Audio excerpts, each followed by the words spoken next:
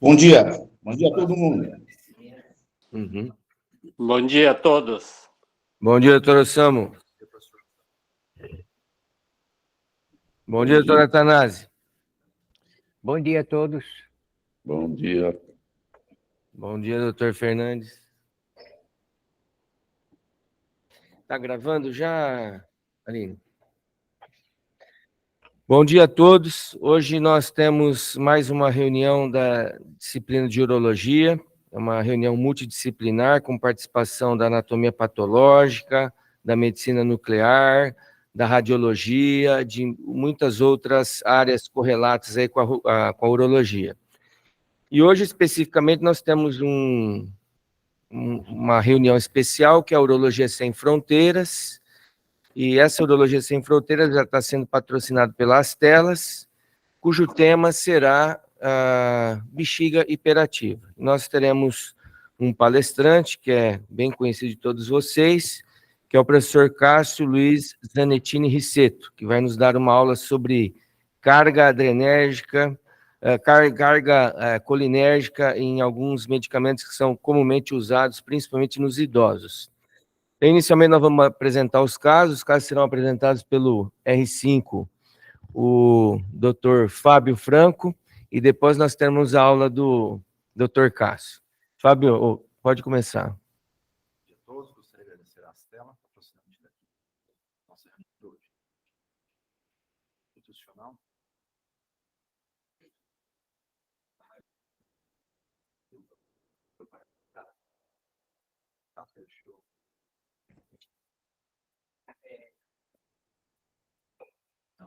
Então, deixa eu só arrumar aqui.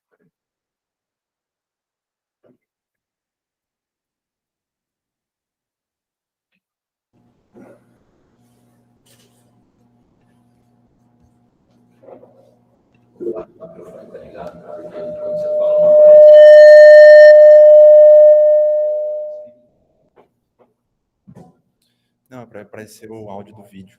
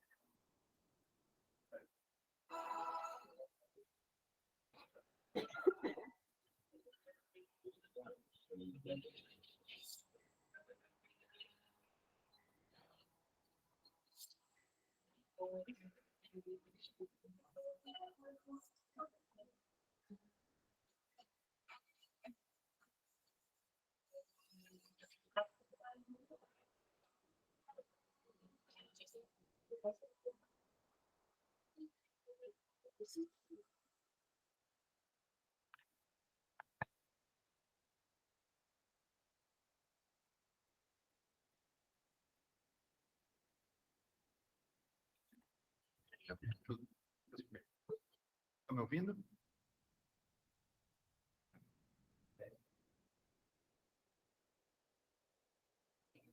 Está dando para me ouvir? Está ouvindo, sim. Pode ir, Fábio. Perfeito. O primeiro caso é o DCR, 69 anos, masculino. É um paciente que vem encaminhado para nós, do ambulatório da neurologia, por aumento da frequência urinária. Refere sintomas de jato fraco, gotejamento pós-miccional, sensação de esvaziamento incompleto, aumento da frequência urinária e noctúria, 4 vezes no período. Afirma início dos sintomas há 3 anos, piores a 6 meses. Negou infecção do trato urinário, refere relações sexuais esporádicas e uso de sildenafil sob demanda. O paciente foi realizado o IPSS, tinha um IPSS total de 26, índice de qualidade de vida de 5, extremamente insatisfeito. Sintomas de armazenamento eram de 13, esvaziamento de 13. De antecedentes, é um paciente com doença de Parkinson, que foi diagnosticado há 4 anos. Segundo a escala de Hoehn-Yahr Scale, ele tem uma doença de Parkinson estágio 1, que é uma doença unilateral, não limitante, leve, depressão, hipertensão, negou tabagismo ou etililo. Em medicações, ele faz uso de prolopa, sertralina e homeosartana. No exame físico, o abdômen globoso, fluido diurético presente, flácido, indolor palpação, PN sem alterações, e no toque retal apresentava uma próstata fibroelástica de 60 gramas, sem nodulações. Ô, Bruno, o que você faria para esse paciente? É um paciente com IPCS já com... Quanto que era o IPCS, Fábio? 26. Seja com uma pontuação alta no IPCS, acho que tem que entrar com terapia medicamentosa para ele. Você não faria nenhum exame para ele? Você vê, ele tem comorbidade neurológica. Uma urodinâmica para ele talvez ajudaria para auxiliar, ver se tem algum grau de disfunção vesical. E a princípio é isso. E o exame de urina e ultrassom. Função renal. André, e diário miccional? Vale a pena nesse paciente, nesse tipo de paciente? Esse paciente cabe uma avaliação inicial, tem uma pontuação ali, se não me engano, foram 13 pontos de sintomas de armazenamento. Então, é importante fazer para ele um diário miccional, um ultrassom. É bom avaliar o resíduo pós-miccional para esse paciente, pensando em tratar esses sintomas de armazenamento. Lembrando que se ele estiver acima aí de 150, 200, a gente não vai poder entrar com o medicamento anticolinérgico. PSA é importante, e se for disponível, como é rotina no nosso sistema, no nosso ambulatório, uma urofluxo ou um estudo de fluxopressão também caberia para ele nessa avaliação inicial. E o que foi feito, Fábio? Bom, foi solicitado um ultrassom transvaginal na próstata, função renal, PSA, urina 1, urocultura. Pensando na doença do paciente, foi solicitada uma urodinâmica, orientado o paciente não consumir cafeína, ingesta hídrica à noite, e foi prescrito terapia combinada para esse paciente. Não foi solicitado o diário miccional nesse primeiro momento. Ô, Gabriel, por que foi feito terapia combinada? Você tem já o tamanho dessa próstata? Realmente vale a pena entrar sem saber exatamente o tamanho? Então, Ou é só professor, pelo toque? a terapia combinada está indicada com próstata maior de 40 gramas, só que aqui no toque a gente tem uma próstata de 60. O toque ele pode superestimar o tamanho da próstata, uma coisa que a gente sabe. Porém, se for feito uma pessoa experiente, a gente pode começar a terapia medicamentosa e depois fazer ultrassom para aferir o volume da próstata. Oi, Fábio. Oi, Cássio. Se deu tratamento, por que pediu urodinâmica? Fábio. Foi solicitado, professor. Foi pensando na doença em si do paciente e como ele tinha esses sintomas de armazenamento. Mas aí você não vai, na realidade, você não vai ter de repente, um falso negativo ou falso positivo nessa urodinâmica se esse paciente já estiver tomando o medicamento? Será que a linha de base teria que ser a urodinâmica primeiro para depois tratar? Ele está bem satisfeito. Uhum. Aí foi introduzida a medicação. Professor Carlos, o que o senhor acha? A gente sabe que os medicamentos, 30% tiram do paciente a obstrução para não obstrução. Então, eles melhoram os sintomas, mas muito continuam a obstrução. Mas, como falado, não tem sentido se você prescrever a urodinâmica e dar o remédio. Você tem que estar coerente com o seu raciocínio. Tá, segue, Fábio. Bom, o paciente retornou 2 meses após a consulta, estava em uso correto da terapia combinada e referiu pouca melhora dos sintomas. Nesse momento, foi realizado o questionário, apresentava um IPSS de 20, tinha 10 de sintomas de armazenamento e 10 de esvaziamento. Se mantinha ainda insatisfeito com o tratamento.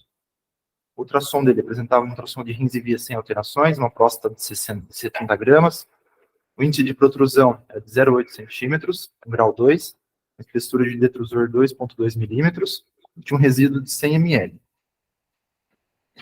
Exame de urina, ureia e creatinina sem alterações, urina também sem alterações, e um PSA total de 2,8. Caio, foi prescrito a terapia combinada. Então, são 2 medicamentos. Um tem uma ação rápida e o outro. Você esperaria já algum resultado? Não, ainda não, professor. Finasterida ou rutasterida, qualquer um desses inibidores, você aguarda, você tem que esperar pelo menos umas 4 a 6 semanas, se não mais, para ter um resultado aí em termos de redução de volume prostático e até diminuição desse PSA. Esse paciente está insatisfeito com o tratamento. O que você faria para ele agora? Agora, eu esperaria o resultado da urodinâmica. A gente vai ter que ver principalmente a fase cistométrica. Aí é um paciente que já tem uma causa provavelmente neurogênica para esses sintomas. Então, agora eu não mudaria nada. Fábio?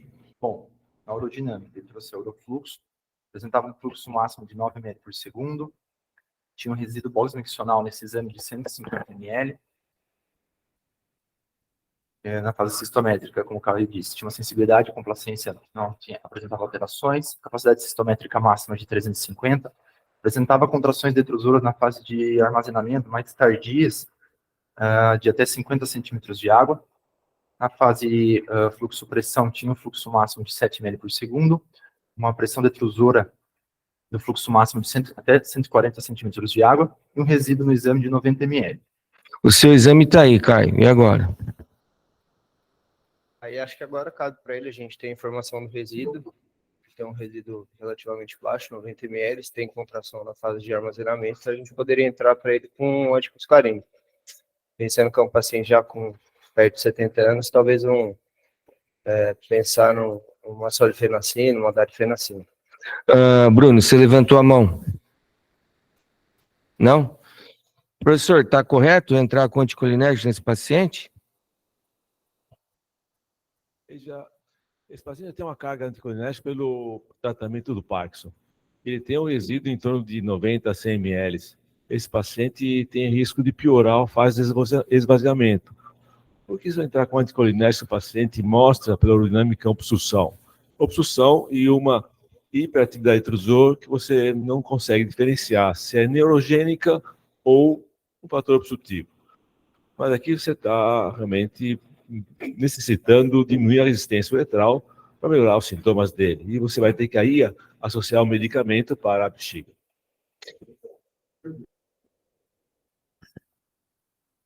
Eu vou perguntar para o Dr. Cássio.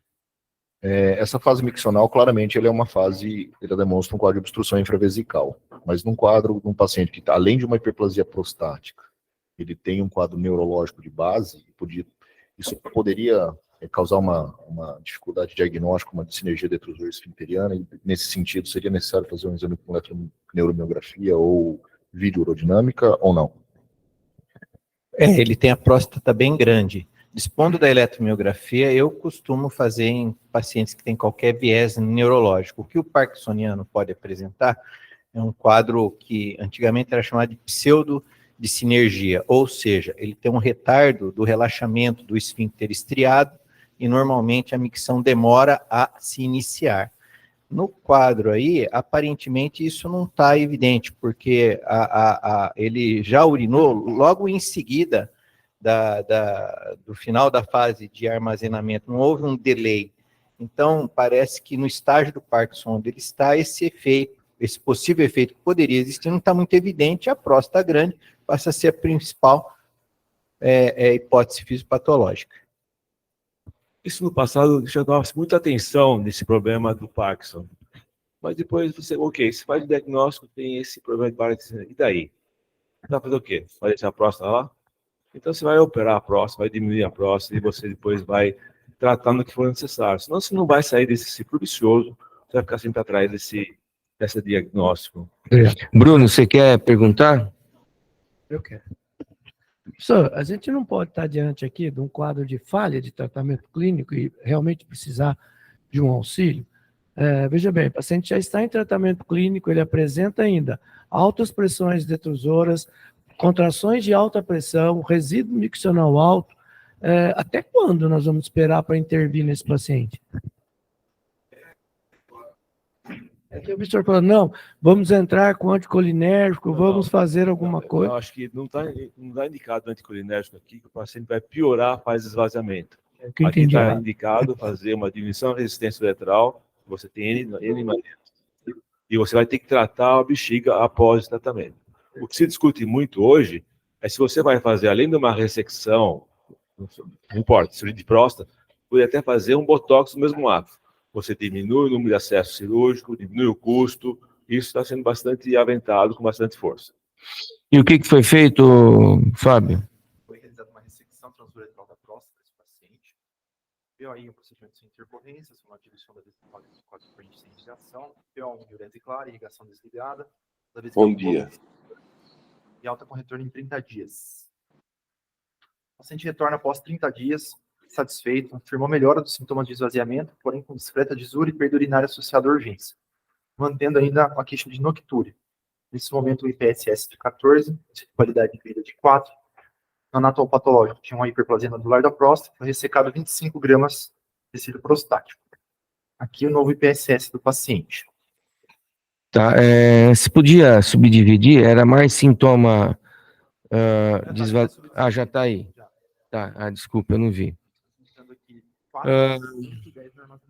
Bruno, e agora? Agora parece que esse paciente tem bastante sintomas das contrações detrusoras na fase de enchimento. Uma vez que ele não pode usar os antimuscarínicos pela idade, pela carga colinérgica, talvez um beta-3 para ele. Tá. Professor Carlos, existe algum anticolinérgico que não entra na barreira ou isso aí é tudo balela? Depende do peso molecular do produto. Então, o tróspium parece que tem o maior peso molecular, com menor chance de atravessar a barreira hematocefálica.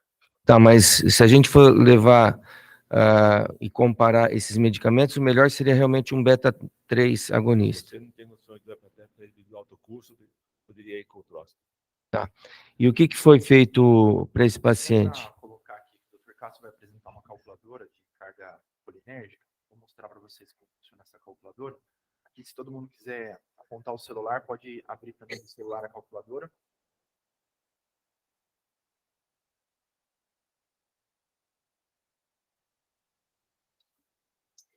Vou mostrar para vocês. Então, aqui nós temos a calculadora. No caso, esse paciente ele fazia uso de levodopa, sertralina. Então, ele tem uma carga colinérgica de 2.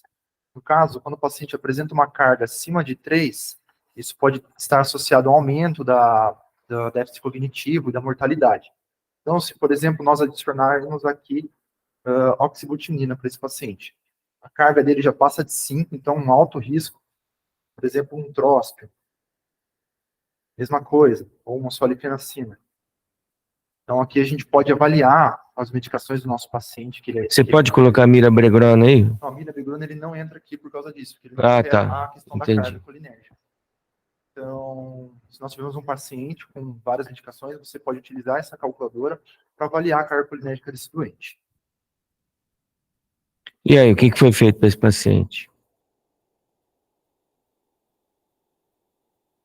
Bom, aqui, assim como colocado no nosso guideline, beta-3, ele, na dose padrão, ele se mostrou eficaz, não piorando a função cognitiva dos pacientes com doença de Parkinson.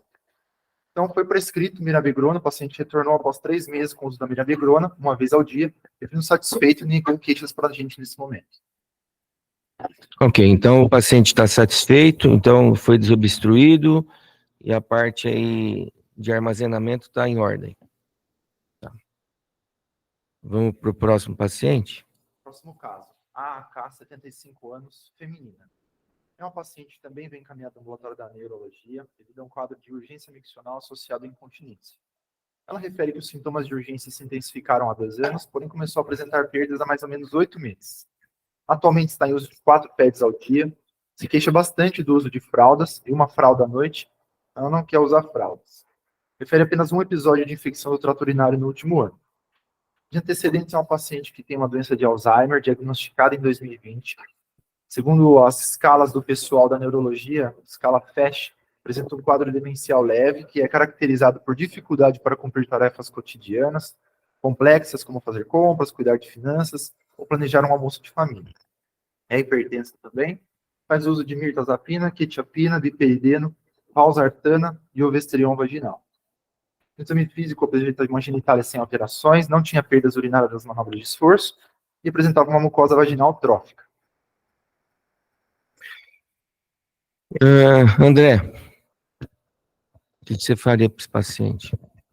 Para esse paciente aí, com uma incontinência urinária e predomínios de sintomas de armazenamento, para ela seria importante realizar o estudo urodinâmico antes do tratamento.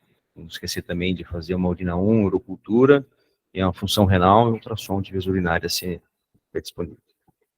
Dr. Cássio, geralmente não se fala do diário miccional, e pelo que eu vejo ele é subutilizado. Qual que é a função do diário miccional, principalmente nesses pacientes que têm esses sintomas irritativos? Eu acho aí o seguinte, veja, mesmo se a gente for se basear pelos guidelines, primeira linha de abordagem é você avaliar e fazer uma orientação comportamental para o paciente, certo? Tentar buscar aí quais são as rotinas da paciente, ingesta de cafeína, as atividades que ela faz no seu dia a dia, avaliar os remédios e tentar mexer com esses aspectos, né? Depois, num segundo momento, aí sim, e nessa avaliação inicial, o diário miccional é importante, porque você só vai entender o caso com o diário. Depois de recebido o diário e você verificado se ela ingere muita água, esses medicamentos aí com ação do sistema nervoso central, às vezes, e o próprio Alzheimer, aí, às vezes fazem com que a pessoa tenha mudança de comportamento e uma ingesta de água um pouco compulsiva, e aí ela vai acabar tendo mais sintomas. Então, o primeiro passo é usar o diário para tentar verificar esses aspectos. Depois, aí que se parte para as outras etapas, né? E o que foi feito, Fábio? Bom, então foi solicitada uma urodinâmica, exames gerais para o paciente, diário miccional, foi orientado a mudanças de estilo de vida, mudanças comportamentais. Aí eu coloquei aqui, iniciaríamos um tratamento, acho que como o André já disse anteriormente, né, nesse momento poderia mascarar a nossa urodinâmica, então não foi iniciado o tratamento. Então o paciente retorna à função renal sem alterações, urina urocultura também sem alterações. Trouxe um diário miccional, foi feito pela cuidadora. Orientamos aí os 3 dias de diário miccional, porém ela só realizou um dia. Então, tem valor, professor Carlos? Veja bem, muitas vezes tem dificuldades, o paciente tem cuidadora, do Alzheimer, é o que tem, eu acho que tem que usar o que você tem. Não é o ideal, mas não adianta você ficar insistindo nem jogar fora esse papel que você conseguiu. É o que você tem. É o que você tem na mão, né? E aí, Fábio? E ela trouxe também essa urodinâmica. Durante o exame, a paciente não conseguiu realizar a fase de urofluxometria. Ela chegou com a bexiga vazia, perdeu a urina antes do exame, estava com a bexiga bem cheia, perdeu a urina, então teve que urinar antes do exame. Bruno, você quer interpretar essa urodinâmica? Então, é uma paciente que na fase, quando não tem urofluxo, na fase de enchimento, tem contrações detrusoras, bem proeminentes, com bastante amplitude. Não consigo ver uma fase de estudo de fluxo pressão bem clara aí. Mas é uma paciente que tem bastante, a paciente tem algumas contrações de alta amplitude na fase de enchimento.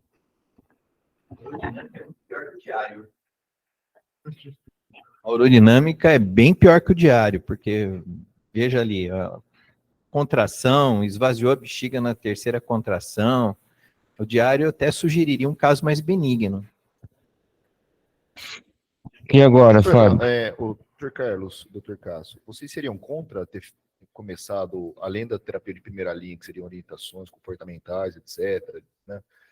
Começar simultaneamente uma terapia de segunda linha com fármaco, porque, assim, esperava-se algum resultado diferente dessa urodinâmica ou queixa da paciente? Eu concordo com você, Ricardo. Essa paciente é difícil tratar. Ela vem no consultório claudicando com, sei lá, com a neta, com o cuidador. Não é tão simples assim. Tem um diagnóstico bastante clínico, bastante forte. Você pode iniciar com um tratamento. Aí, se você não tiver uma boa resposta, faria a urodinâmica. Acho que quanto menos você tirar essa paciente da sua ações diárias, é melhor. Eles se comportam muito mal, esse paciente. Você tira ele do seu ambiente, ele não se sente bem. Ricardo, você trataria como essa paciente? Ela tem, como foi dito, né, medidas comportamentais. Diante disso aí, e diante de todo o antecedente de medicações, eu usaria primeiro a calculadora do Dr. Cássio aí, ver se tem alguma coisa que poderia, ou então já entraria com a mirabegron. Então, vamos agitar um pouquinho. Não tem por que você entrar num paciente com Alzheimer com anticolinérgico. Não, Você vai estou melhorar dizendo, ela, estou hein? dizendo, eu estaria... Não, eu acho que Professor, nós estamos aqui difundindo o conhecimento, né? Nós estamos aqui difundindo o conhecimento. A calculadora não é uma ferramenta de uso tão disseminado assim. Então, acho que vale a pena, até para a gente estimular o uso dela, mostrar as indicações ou não da medicação adequada, né? Então, no caso, eu entraria com a mirabegrona, mas seria, para quem talvez não tivesse tão habituado com isso, fazer com que o uso estimule a melhor aplicação da medicação adequada. Eu acho que aí, Ricardo, a calculadora, ela se aplica mais aí ao geriatra dela ou ao neurologista dela, que vai ter que ver se naquele monte de remédios lá, que nós não sabemos o que é, qual é a carga anticolinérgica que ele está impondo à paciente. Isso Agora, a pode ser gente, mudado, como neurologista, não vamos aumentar isso ainda mais. Exatamente. Tá, e o que foi feito, Fábio?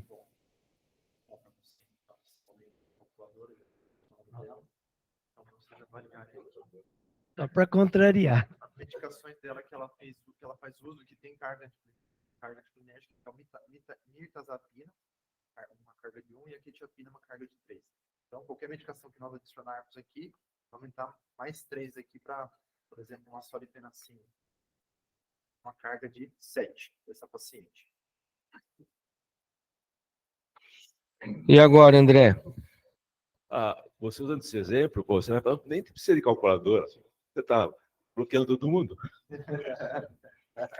André? Mas aí, professor, como o Dr. Cássio disse, se você tem a associação com o neurologista e vê o que ele pode mudar aí, talvez a gente consiga não mudar a indicação, mas diminuir essa carga anticolinérgica dele.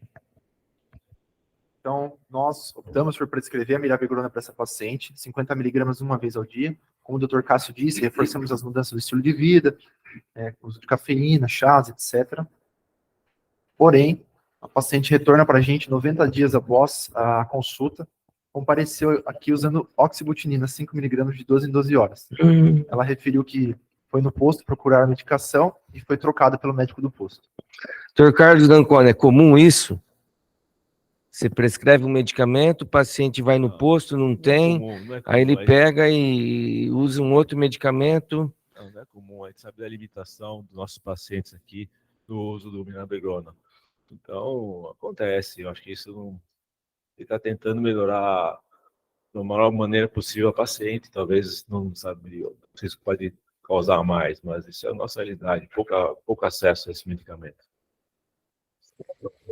O que vocês fizeram, Fábio? Orientamos bem a família e a cuidadora acerca da necessidade do uso da medicação. E eles optaram por juntar a família e comprar medicação para a paciente. Vai retornar para a gente avaliar. Queria fazer uma pergunta para o Dr. Cássio. Não. Professor, pensando nas contrações dessa paciente, na urodinâmica dela, teria algum benefício Botox aqui antes ou associado à medicação?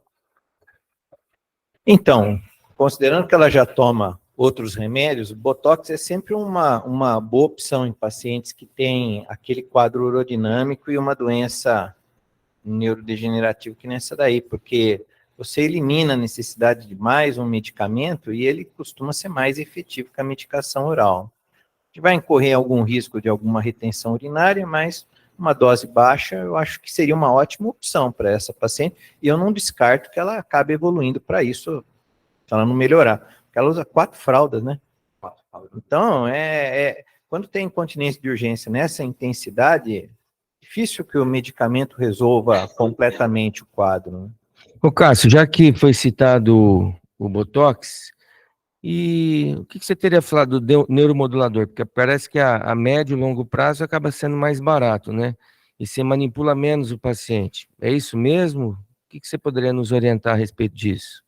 Enfoques diferentes de tratamento. Neuromodulação, na minha concepção, se aplicaria mais a uma paciente que ela precisa ter uma boa cognição, porque ela vai ter que, ou ela ou o cuidador vão ter que conviver com o neuromodulador, né?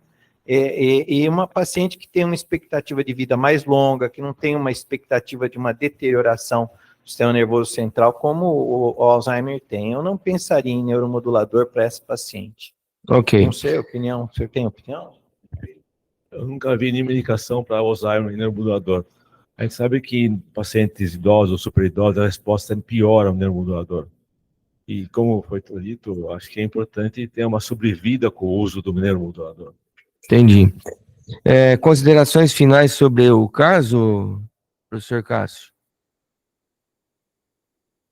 Não, esses pacientes aí neurológicos são pacientes que a gente sempre precisa estar parceiro do neurologista ou do geriatra que acompanha e nunca olhar somente a bexiga, porque é uma paciente que tem um conjunto de coisas aí, normalmente tem alteração de nutrição, alteração do hábito intestinal, e é muito comum você ter que interagir com esses médicos para tentar melhorar o máximo possível, e às vezes o ótimo é inimigo do bom. Se nós diminuirmos o número de fraldas dela, às vezes para aquela rotininha pacata que ela tem, não sai de casa, cuidadora tal, já é o suficiente para ela. Eu acho importante outra coisa é o seguinte, muitas vezes os pacientes estão até numa casa de repouso e devido à incontinência passa uma sonda. Aí começam as complicações, infecções de repetição, uso de sonda prolongada, lesões uretrais. Por isso que é importante o urologista se envolver nesses casos difíceis para poder evitar as infecções de repetição e melhorar a qualidade de vida e o uso de menos absorventes e cuidados. Ok. Tem uma pergunta do Fábio Lorenzetti. E eletroestimulação, Cássio? Eletroestimulação periférica, tibial, eu particularmente não conheço papers a respeito de aplicação em casos assim, com doença de Alzheimer associada à bexiga hiperativa, mas a princípio pode ser utilizada assim como é uma terapia de terceira linha, como o Botox e a neuromodulação sacral. O senhor tem alguma orientação a respeito disso? Então, é isso aí, Fábio. Então, não existe nada concreto a respeito disso. Então, agora eu gostaria de passar para a segunda parte da nossa reunião, que seria a aula do professor Cássio Rissetto. Cássio.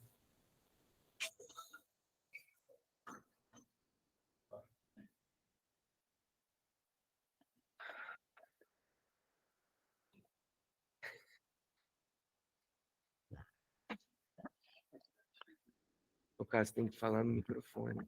Vou pegar um. Falar assim. Bem, então, dando sequência aqui à nossa reunião, eu vou falar alguma coisa a respeito de bexiga hiperativa e carga anticolinérgica. Como projeta isso daqui, Fábio? Abre a câmera dele. O que aconteceu, Fábio? Saiu como, Fábio?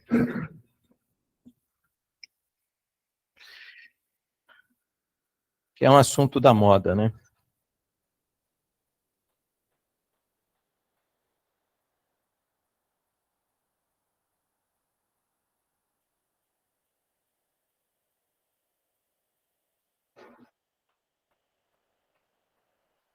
Põe para apresentar ali, ó.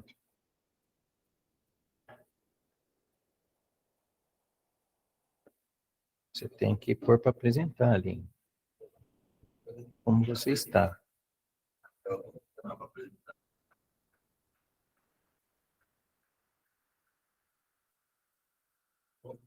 Muito bem, agora sim. Obrigado. Então, bom, é de conhecimento de todos, a alta prevalência de sintomas do trato urinário inferior em homens e mulheres e a piora com o envelhecimento. Isso está bem demonstrado nesse estudo epidemiológico brasileiro, aí, o Brasil Lutz, que é muito conhecido, né? A bexiga hiperativa no idoso não é propriamente uma condição que aumenta a mortalidade do idoso, mas é relacionada a uma série de problemas, depressão, privação de sono, constrangimento, fadiga, autoimagem, e podem piorar a qualidade de vida do idoso, né? Para nós entendermos alguns aspectos de carga anticolinérgica, primeiramente, eu vou rapidamente falar sobre os neurotransmissores vesicais para os acadêmicos aqui, né? Então, basicamente, os neurotransmissores autonômicos que atuam na bexiga são dois: a acetilcolina, que é responsável pela contração da bexiga, interagindo com receptores M3 e M2, né, na musculatura lisa, no detrusor, e do outro lado nós temos os receptores beta-adrenérgicos, também no detrusor, principalmente o subtipo beta-3 adrenérgico, que é responsável pelo relaxamento da musculatura. E é com base nesse panorama aí dos receptores é que a farmacologia avançou com relação ao tratamento da bexiga hiperativa. Existem estudos, esse é um estudo que não é muito novo, mas é bem interessante, porque ele é feito em strips de bexigas humanas, que mostra aí uma diminuição da concentração de receptores colinérgicos na bexiga à medida que se envelhece. Então, a bexiga do idoso, ela vai se tornando uma bexiga que também é chamada de bexiga em mosaico, onde a quantidade de receptores para colinérgicos tende a diminuir, como está demonstrado aqui, e a quantidade de outros receptores não colinérgicos tende a aumentar. Aqui, nesse exemplo, os receptores purinérgicos, que corresponderiam a outro potencial alvo terapêutico, que ainda não foi bem explorado aí em termos clínicos. Por outro lado, também no envelhecimento, nós podemos avaliar como se comportam os receptores beta-adrenérgicos na bexiga. E, aparentemente, eles são menos impactados pelo envelhecimento do que os receptores colinérgicos. Então, isso faz com que as drogas beta-3 agonistas ganhem uma relevância nesse grupo particular de pacientes, pacientes mais velhos. Um outro aspecto também para preparar o caminho para falar de carga anticolinérgica é falar alguma coisa sobre a barreira hematoencefálica. A barreira hematoencefálica tem por objetivo manter os componentes derivados do sangue, potencialmente tóxicos, como células e patógenos, fora do cérebro, e regular o transporte de moléculas para dentro e para fora do cérebro, ou seja, controlando a composição química do meio neuronal. Então, esse é o conceito da barreira hematoencefálica. A barreira hematoencefálica, num indivíduo normal, inclusive num idoso normal, ela basicamente, esquematicamente, poderia ser representada dessa forma, onde nós temos como principais componentes aí os pés terminais dos astrócitos, os pericitos, que estão representados aqui, próximos das arteríolas, né? Existem funções das células endoteliais e da junção entre as células endoteliais. E ainda a membrana basal do endotélio. Então, esse conjunto apresenta uma diferenciação, no caso dos vasos sanguíneos do sistema nervoso central, para que tenha essa função especial de regular aí a permeabilidade a essas substâncias. Então, quando ocorre uma perda aí da barreira hematoencefálica, por exemplo, num idoso que tem uma cognição alterada, podem ocorrer alterações em vários desses microcomponentes, como descolamento dos pés terminais dos astrócitos, lesões e descolamentos dos pericitos, podem ocorrer alterações no endotélio, pode ocorrer perda das junções entre as células endoteliais, né? E espessamento da membrana basal. E existem, inclusive, formas de se identificar isso em estudos de ressonância magnética, onde pode-se observar e, inclusive, quantificar o extravasamento do gadolínio, que é o contraste que se usa na ressonância magnética, para o interstício do sistema nervoso central e fora dos vasos sanguíneos. Então, isso já é possível de ser mensurado. Bem, existem várias alterações que podem ocorrer no idoso e que podem alterar a barreira hematoencefálica, elas estão descritas aqui. A principal delas, de longe, é a isquemia do sistema nervoso central, seja aguda, seja crônica, doenças neurodegenerativas, desnutrição, diabetes, causas tóxicas, traumatismos e infecções, podem ocorrer alterações da barreira hematoencefálica, independente da idade, né? Então, esses são os mais importantes para nós. E com relação ao que foi discutido aqui na apresentação, as drogas anticolinérgicas, elas possuem capacidades diferentes de permear a barreira hematoencefálica. Obviamente, isso pode ser facilitado ou não, dependendo daqueles fatores predisponentes que eu coloquei, mas esse é um estudo aí realizado utilizando um PET, que avaliou aí um ligante aí de receptor colinérgico, onde se avaliou em ratinhos, né, quais seriam as drogas que teriam a maior permeabilidade para entrar no cérebro dos ratinhos. Então, aqui, orientados por esses números, a oxibutinina é a que mais penetra, depois a tolterodina, depois a solifenacina, depois a propiverina, que também é um anticolinérgico, não é disponível no nosso meio, a darifenacina, o trópico, não foi testado nesse experimento. Bom, também é de conhecimento de todos aqui que a terapia com drogas anticolinérgicas ou beta-3 agonistas faz parte dos guidelines da EUA e da SUFO, né, já há bastante tempo, seja com uso individual ou em combinação, quando nós temos aí uma resposta que não é plena, utilizando esses remédios isoladamente. E também é de conhecimento de todos aqui que existe aí um intervalo muito estreito entre a janela terapêutica, no caso dos anticolinérgicos, e os efeitos adversos. A tolerância diminui com o aumento da dose, esse é um fenômeno dose dependente.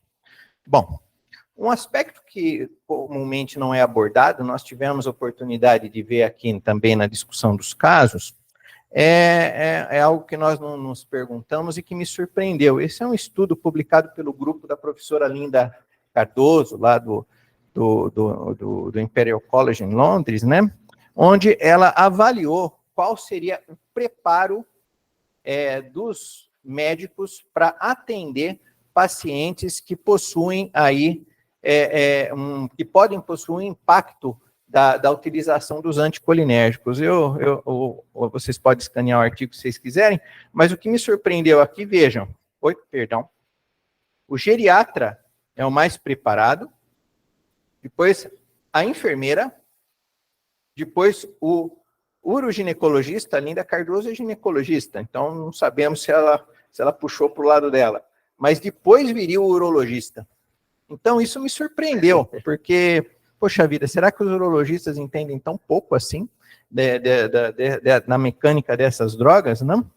E aí eu fui procurar alguns aspectos, porque o geriatra entende tanto? Porque o geriatra, ele se preocupa com essas coisas. Existe um aforismo aí, que são 5 M's da geriatria, que incluem aí, tratar sempre o que mais incomoda o paciente, se preocupar com a mobilidade e o equilíbrio do paciente, ter em mente que o paciente apresenta uma multicomplexidade, ter em mente as questões relacionadas à mente, obviamente, humor, cognição e depressão, e que geralmente nós vamos enfrentar pacientes com uma polifarmácia. E de maneira geral, segundo esse aforisma, é aí que o geriatra deve sempre pautar as suas condutas. E veja aí que nesse conjunto, os anticolinérgicos podem interferir em aspectos da mobilidade, em aspectos da cognição, né? E podem se sobrejuntar a outras medicações. Então, uma vez feita essa introdução, nós podemos falar alguma coisa sobre a carga anticolinérgica propriamente dita, que seria o efeito cumulativo resultante do uso de drogas com ação anticolinérgica, que são capazes de produzir efeitos adversos no organismo, né? Existem inúmeras escalas de carga anticolinérgica, então eu listei aí algumas. Então, essa preocupação com os anticolinérgicos não é uma preocupação recente, propriamente dita, né? Esse trabalho eu selecionei do PLOS ONE, é um trabalho de 2021, feito na Alemanha, onde foi feito um estudo epidemiológico, né? Esse departamento de epidemiologia, envolvendo 16 mil pessoas, onde eles utilizaram uma das escalas aí de carga anticolinérgica para avaliar a exposição aí da população alemã. São dados do Sistema Público de Saúde alemão. E eu trouxe isso aqui porque alguns aspectos me surpreenderam também. Então, aqui nós temos 2 gráficos representando aí a carga anticolinérgica, que foi classificada em 1, 2 ou 3, 3 mais intensa, 2 intermediária e 1 baixa, nas populações, na população alemã. E vocês vejam que é óbvio que essa exposição aumenta com o envelhecimento, mas mesmo na faixa pediátrica, nós podemos encontrar uma certa exposição já a anticolinérgicos, entendeu? Aí, ó, se vocês olharem abaixo dos 18 anos, nós temos até 7% dos indivíduos foram classificados como submetidos a uma carga anticolinérgica elevada, né, que seria estágio 3, vamos dizer assim. E aí o trabalho discute as possíveis repercussões disso ao longo da vida do indivíduo e tudo mais, né? Um outro aspecto desse estudo é que se nós traçarmos aí essa linha pontilhada representando aí o início da terceira idade, da população idosa, na população idosa, a carga anticolinérgica que as mulheres são submetidas é maior do que os homens, tá, né, em caráter, em números objetivos e nas fases mais avançadas da vida, através da mediana mais elevada também. Então, as mulheres tendem a ser mais submetidas, talvez porque elas aderem melhor aos tratamentos, tomam todos os seus remedinhos corretamente, o homem costuma abandonar mais, e por conta disso elas acabam sendo impactadas mais por efeitos dos anticolinérgicos. Essa foi a minha interpretação. No campo da urologia, talvez esse foi o primeiro trabalho, em 2014, o Lutz Forta, que procurou avaliar o aspecto dos anticolinérgicos no meio urológico propriamente dito. Ele foi feito aí por um painel de experts, aí, o Adrian Wag, o Davi Castro Dias, né? E basicamente, o que eles fizeram? Eles fizeram uma revisão bibliográfica, né? Onde eles acabaram avaliando 25 estudos, e esse painel, então, ele criou essa classificação referente aí às drogas que nós utilizamos no nosso dia a dia, onde eles criaram 4 classes, onde nós teríamos aí a primeira classe, são aqueles medicamentos onde o benefício é indiscutível, devem ser utilizados, classe B, C e D até D, onde nós deveríamos evitar, e aí um decréscimo aí das indicações.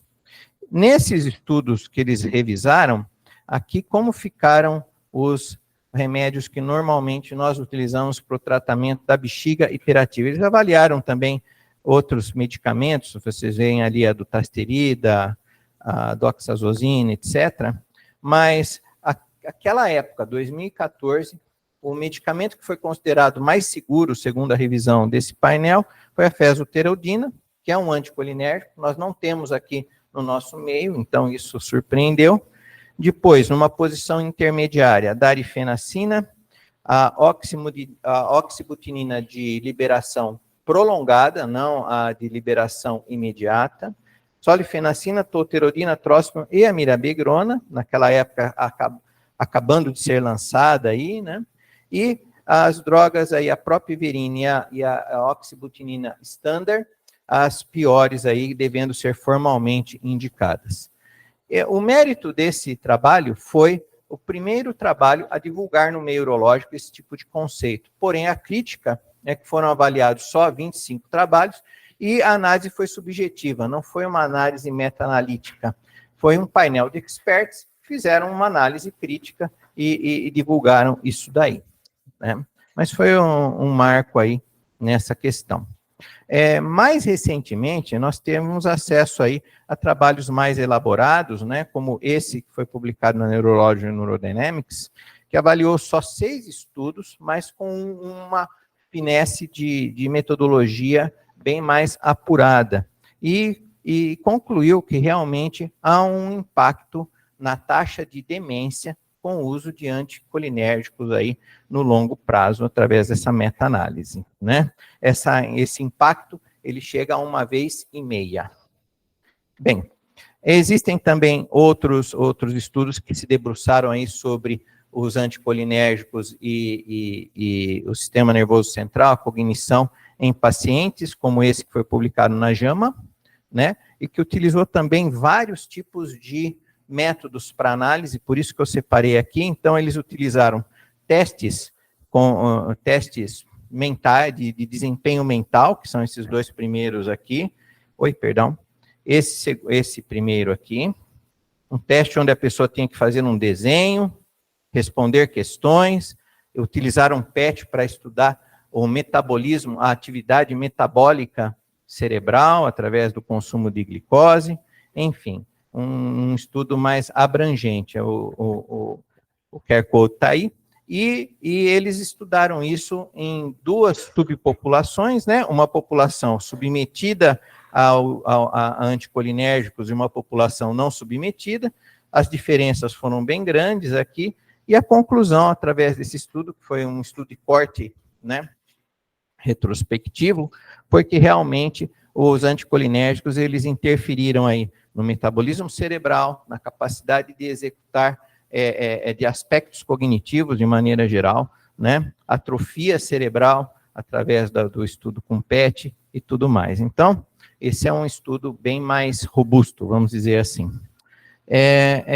Do ponto de vista da mirabegrona em particular, esse é o estudo pilar, que é um estudo quase 4, que se preocupou em avaliar o efeito da mirabegrona em pacientes na terceira idade, né, pacientes idosos.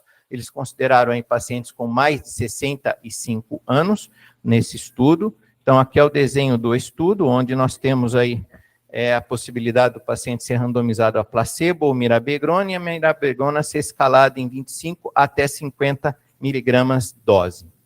Então, houve um efeito positivo da mirabegrona nos sintomas urinários, tanto o número de micções quanto o número de episódios de incontinência em 24 horas. Veja que são pacientes mais graves, que possuíam a chamada bexiga hiperativa úmida, né? E eu fui atrás da análise ad hoc desse estudo, com foco na tolerância e nos efeitos adversos. Então, aqui foi feita uma segunda publicação nesse sentido, o mesmo grupo, e nós observamos aqui, ó, eu pincei essas dois recortes aqui, o grupo placebo versus o grupo total de mirabegrona, e nós observamos aí que a frequência dos efeitos adversos, ela variou de 13% a 20%, um pouco maior com a mirabegrona, mas a frequência de eventos sérios foi bem rara, né, praticamente desprezível, e a taxa de descontinuação do tratamento secundário a efeitos adversos sérios foi também bem baixa e sem diferença entre os dois grupos. Mas indo no trabalho, nós separamos aí os eventos adversos relacionados ao sistema nervoso central, que é o foco dessa apresentação. Então, nós observamos aí que ele variou em torno de 7%, os eventos adversos relacionados ao sistema nervoso central, 7 a 8,8, comparando o placebo com a mirabegrona, isso não foi significativo. E quando nós analisamos aí as subanálises, né, comparando aí com mirabegrona antes de um ajuste de dose e depois no ajuste de dose, as diferenças também foram bem pequenas e não foram significativas. A calculadora, então, fica como mensagem, o Fábio já apresentou, e então nós não vamos falar sobre a calculadora, apenas eu acho que esses recursos de inteligência artificial vão evoluir cada vez mais, e cada vez nós vamos ter calculadoras mais poderosas, que vão levar em consideração outros aspectos, não somente os remédios que a pessoa usa. Então, isso está por vir, provavelmente no futuro próximo. E eu deixo como mensagens aqui o white paper da SUFO, que resume mais ou menos como essa sociedade, é uma sociedade importante, né, a Society for Urodynamics and Female Urology, lá nos Estados Unidos, vê a questão da carga anticolinérgica. Então, os advices deles são os seguintes: o uso crônico maior que 3 meses de anticolinérgicos para bexiga hiperativa está relacionado a um risco aumentado de demência, o painel concluiu. E o uso por curtos períodos, menor do que 4 semanas, parece ser seguro na maioria dos indivíduos. Terceiro statement deles é que um teste com os beta-3 agonistas deve ser preferido no tratamento de bexiga hiperativa antes do emprego eventual de um anticolinérgico, né? E quando o anticolinérgico tiver que ser utilizado por alguma particularidade, deve-se preferir as formulações de liberação estendida. E os clínicos devem, obviamente, ter sempre em mente os riscos de alterações cognitivas quando utilizam esses medicamentos. Muito obrigado a essa apresentação, e eu gostaria de finalizar aqui dando um recado que o professor D'Ancona pediu, a respeito do Summit de Disfunções Miccionais. Nós participamos aí da organização do programa, será realizado em São Paulo, no Centro de Convenções Millennium, na Vila Mariana, no final de setembro, e nós convidamos a todos a participarem, os residentes, inclusive, têm inscrição grátis, né, professor? Muito bem, então. Muito obrigado. Obrigado, professor Cássio. Nós temos uns minutos finais aí, vamos ver se eles têm alguma pergunta para resposta. Tanto online quanto presencial. Professor Birajara. Cássio, boa sua apresentação, foi bastante didática, mas assim, a gente fica assustado com o que você mostrou, porque o anticolinérgico ele é usado há muitos e muitos anos pelos urologistas. Quando você coloca assim um limite de 3 meses, aí assusta terrivelmente, porque normalmente quando você indica uma cirurgia, um tratamento desse, é por longo prazo, né? Todo mundo vai usar anticolinérgico por, sei lá, anos. Então isso aqui é uma notícia que assusta. A outra coisa que assusta, eu queria que você tecesse também algumas considerações, quando você mostrou aquele trabalho alemão, que é interessante, por que tanta gente jovem toma anticolinérgico? Qual seria a indicação para crianças tomarem anticolinérgico aquele percentual, que também é assustador? Então, queria essas considerações que você fizesse essa abordagem. Essas crianças aí, Bira, eu acredito que são crianças que fazem tratamentos para distúrbio de atenção, hiperatividade, né? Onde se usa essas medicações neurotrópicas. A gente não está muito inteirado dessa realidade, mas é uma epidemia que se vive nesses distúrbios mentais em criança, né? E aí tem os aspectos de tempo de tela, tudo aquilo que se discute, mas eu interpretei dessa forma, que não são crianças que têm problemas urológicos primários, são problemas neurológicos ou neuropsiquiátricos, onde se utilizam remédios que impõem uma carga anticolinérgica aí. Eu imagino assim. Na verdade, a gente vê no consultório adultos jovens tomando antidepressivo cada vez com mais frequência, né? Então, talvez seja por esse caminho. Com relação à primeira pergunta, realmente eu me assustei também com esse statement da Sulfo. Eu acho que eles foram incisivos demais para uma medicação que é utilizada tão comumente, aí, uma classe há tanto tempo e tão comumente, e realmente eu não sei explicar o que os move, mas a conclusão que eu cheguei é que o mundo realmente está ficando muito complicado. Medicina defensiva, todos têm medo de tudo, e uma vez que se levantou uma lebre sobre uma alteração de cognição, já o pessoal se resguarda, e talvez isso esteja movendo a sociedade. Eu imaginei assim, porque nós utilizamos anticolinérgicos por longos períodos, e eu particularmente não detectei nos pacientes uma alteração cognitiva tão, assim, mensurável. Agora, quando você começa a mensurar objetivamente, faz um PET, e você vê lá que capta menos glicose no cérebro, são dados que a gente não tinha, né? E a população está vivendo mais, talvez aí um medo maior de alguma coisa no futuro. André? Eu tenho uma dúvida, professor. Alguns casos específicos, até que no nosso ambulatório tem uma de pacientes um pouco diferentes, a gente realiza ali a instilação de vesical de algum anticolinérgico, como oxibutinina. Como fica, nesse caso, a nossa carga anticolinérgica? Porque, assim, em teoria, a gente teria uma menor absorção do que se fosse feito via oral. Sim. Eu não encontrei nenhum trabalho abordando esse aspecto em particular, mas eu imagino que a absorção deve ser bem menor. Não sei dizer a fração da absorção, qual seria, né? Mas eu imagino que seria uma forma de se escapar aí da carga anticolinérgica, mas é um tratamento que você vai utilizar numa quantidade de pacientes muito pequena. Cássio, o Dr. Fábio Lorenzetti, ele primeiro está te dando... E só uma coisa, talvez aí optar pelo Botox, né? Que nós utilizamos a instilação por uma questão também conjuntural nossa, né? Ele está te dando os parabéns e ele faz uma pergunta. Existe uma regra para optar por anticolinérgico ou mirabegrona? Ou temos que customizar o paciente? Qual o melhor paciente idoso para anticolinérgico? Melhor paciente idoso para anticolinérgico é o idoso que vai na academia, nada 10 mil metros por semana, pinta quadros. Não sei dizer, Fábio, qual que é a regra, mas eu acho que quanto mais saudável for o idoso, mais liberdade a gente tem na escolha terapêutica, né? Uhum. Agora... Posso inverter a pergunta? Eu acho que talvez, diante disso tudo que você falou, concordo, deixa a gente preocupado.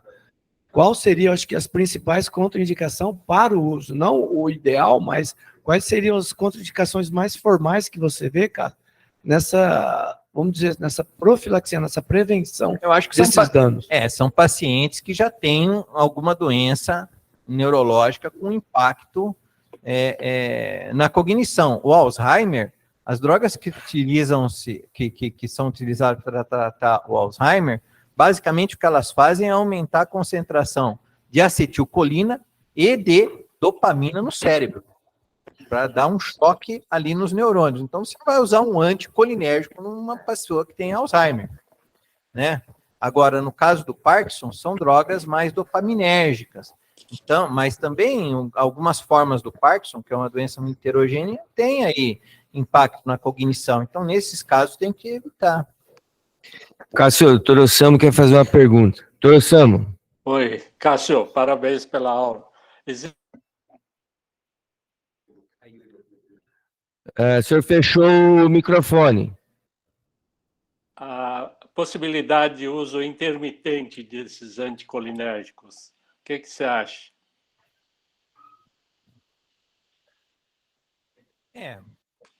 Bem, eu acho que aí o efeito terapêutico vai ser intermitente também, professor Sam, ou seja, você não vai conseguir, se você usar subdose ou de forma intermitente, normalmente o resultado dele já não é bom, por conta daquela diminuição da resposta que existe pelo fato de a bexiga hiperativa ser multifatorial e estar relacionada a vários neurotransmissores.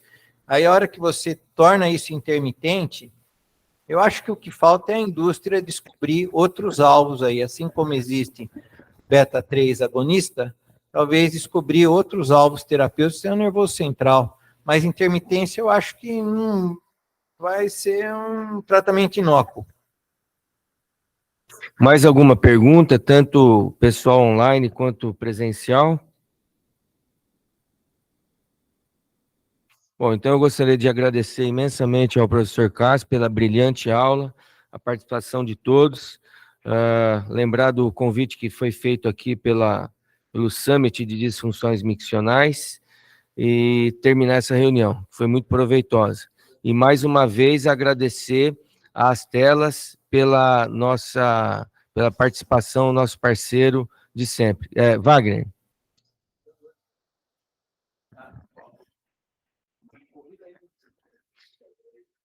Não esquecer do dia 2, né? Um evento com a GSK no Royal Palm Plaza. A Unicamp vai estar junto, vai ser muito interessante. Vamos falar sobre as vacinas e tem convidados de São Paulo, né, Adriano? O Zen, que é um cara que entende muito de vacinas e de herpes, vai estar aqui com a gente.